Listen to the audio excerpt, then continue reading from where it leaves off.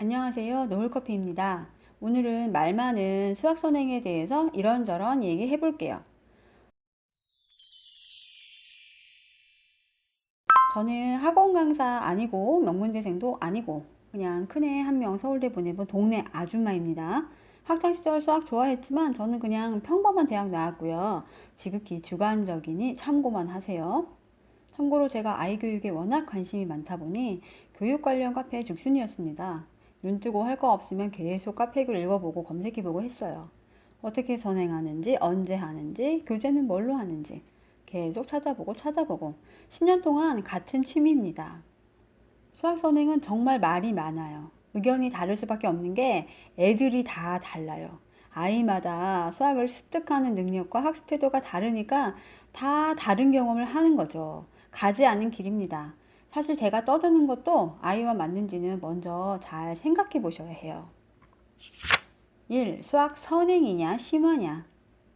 일단 제 의견은 이과 상위권이 목표라면 선행은 필수다입니다.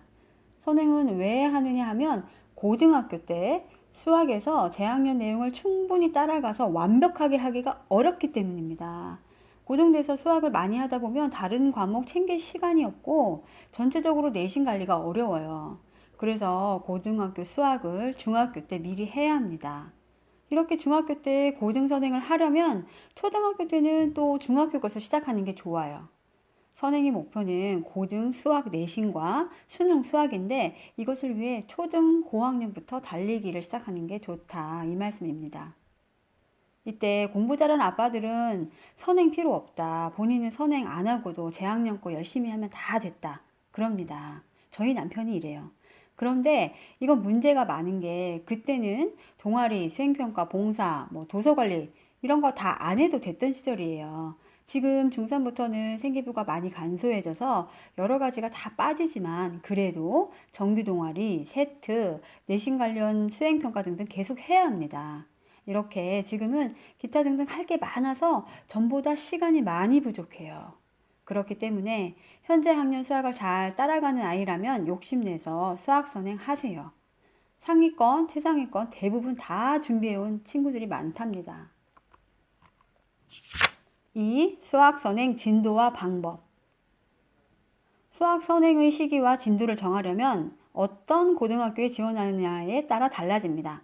영재고, 과고가 목표라면 초등 5, 6학년에 이미 고1 과정을 다 떼는 건 기본이고 중1, 2 때 수학 올림피아드 준비하면서 과학도 다 해가면서 영재고 시험 준비합니다. 이런 경우는 학원 많이 다니면서 학원 커리에 따라 진도 나가고 하더라고요. 꼭 요즘엔 연가고 목표가 아니어도 이렇게 빨리 준비하는 일반고, 자사고 지원자도 많습니다. 의대 지원자에게 과고가 전처럼 엄청난 메리트는 없기 때문에 전략적으로 일반고 가는 친구들이 또 많거든요. 제가 떠드는 건 상위권을 목표로 하는 일반고 진학생 기준입니다. 저희 애는 이제 연구하고 목표가 아니어서 선행을 5학년 겨울방학 거의 6학년 때부터 시작했습니다. 5학년 말에 6학년 거 시작했고 6학년 때는 중학교 1학년 수학을 했어요. 중학교 가기 전에는 1년 정도 선행이 되었었던 것 같습니다. 중학교 가서는 고등학교 2학년 1학기 정도까지 미적분은 간단히 개념만 한번 하고 고등 진학했어요. 남고였는데 기하까지 다 떼고 온 친구들도 많았습니다. 저희 애가 고1 때까지는 내신이 퍼펙트 했는데 고2부터 천천히 흔들린 이유 중에 여러 가지가 있겠지만 수학 준비가 부족했던 건 아니냐라고 생각합니다.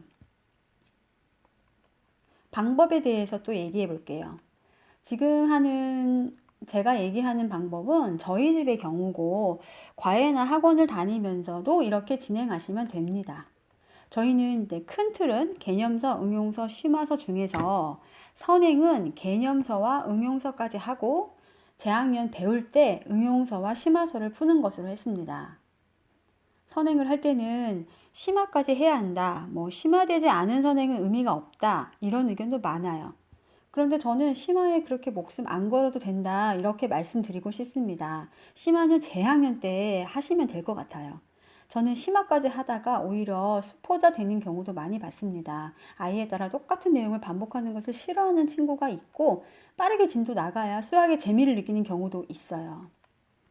대신에 저는 개념은 또 완벽하게 해야 한다 주의입니다. 저는 개념서를 2번, 3번 풀렸어요. 원리와 기본을 물을 때 조금도 주저함이 없이 하고 넘어가야 합니다. 재학년 센 일품 풀어가면서 선행교재 개념 원리를 푸는 거죠.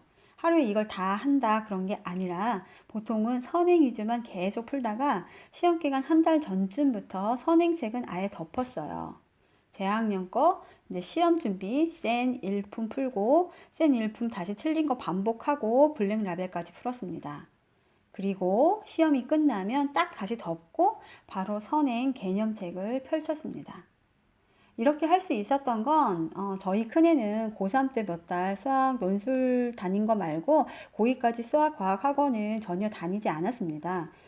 그러니까 원하는 스케줄대로 진도를 나갈 수 있었던 거죠. 중학교 때 중고등 선행할 때는 EBS 인강으로 다 진도 나갔고 교재는 EBS 건 안 사고 시중 교재로 풀었어요. 그리고 고등학교 때는 M4 사설인강, 고1 때 프리패스 끊어서 3년간 들었습니다. 중등 수학 처음 풀 때는 채점은 제가 했습니다. 어느 정도 알고 있냐 정도를 파악했고요. 중등까지는 제가 풀이를 봐줄 수가 있었고요. 왜냐하면 뭐 우리한테는 풀이가 잘 된 답지가 있으니까요. 그런데 이제 고등학교는 채점 해봤지만 제가 풀어줄 실력이 안 돼서 별 의미는 없더라고요. 풀이를 봐도 뭔 소리인지 모르겠고. 그래서 이제 풀이 방법 써가며 공부하라고 잔소리하는 정도로만 했습니다. 고등학교 가서 풀 때는 정말 본인이 알아서 해야지 방법이 없더라고요. 멘탈 관리, 동기부여 정도만 하는 엄마였습니다. 3. 수학 교재 공개. 교재는 아이가 잘 맞는 걸 고르시면 돼요. 제가 말씀드리는 게 정답은 아니고 그냥 저희 집 애들은 이게 잘 맞았다 해서 골랐습니다. 중등 수학은 개념 원리 센 A급 수학, 고등 수학은 개념 원리 센 일품 블랙 라벨. 이 중에서 선행할 때는 개념 원리와 센까지 진행했고 재학년 가서 센 일품 블랙 라벨 풀었습니다.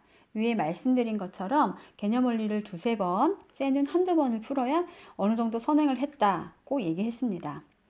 혼자 할 때 개념풀이가 자세한 책으로 풍산자도 있습니다. 뭐 개념센 추천하시는 분도 봤고요. 개념원리 풀고 바로 센 BC 단계 어려워하면 개념원리 RPM도 풀어본 적은 있어요. 하지만 기본 틀은 저런 순서입니다. 그리고 고3 입시 때는 또 문제집은 더 많이 풀어야 돼요. 기출문제도 많이 풀어야 되고 그때는 또 다른 내용으로 말씀드릴 수 있겠습니다. 아이와 서점 가서 잘 살펴서 고르시면 됩니다. 도움 되셨으면 좋겠네요. 다음에 또 만나요.